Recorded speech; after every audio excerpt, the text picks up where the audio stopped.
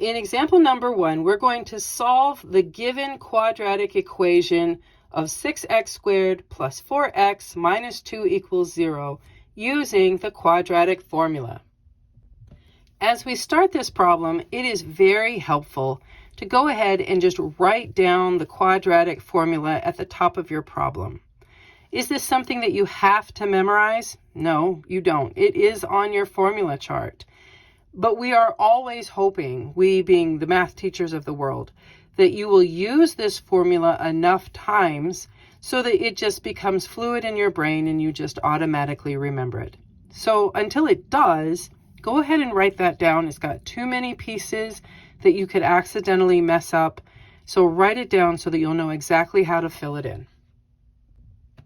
So looking at our quadratic equation, we know that our A term is 6, our B term is 4, and our C term is -2.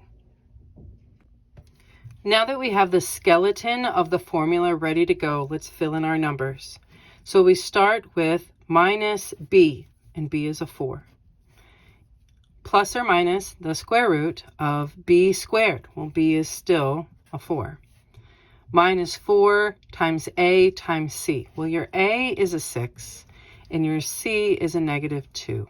All over, all divided by 2 times A, and your A is a 6.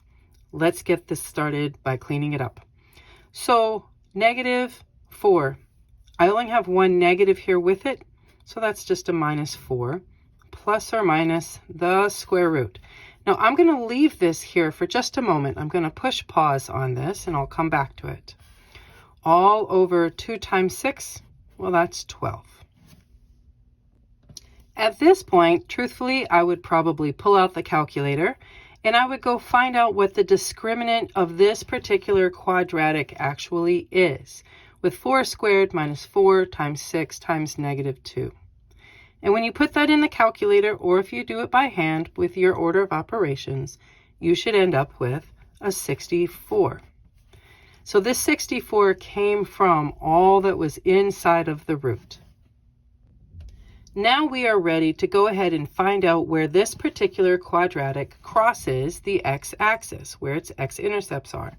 Since there's a plus and a minus here in the center of our formula, we know we're going to have 2 answers to figure out. So we have -4 plus the square root of 64 all divided by 12.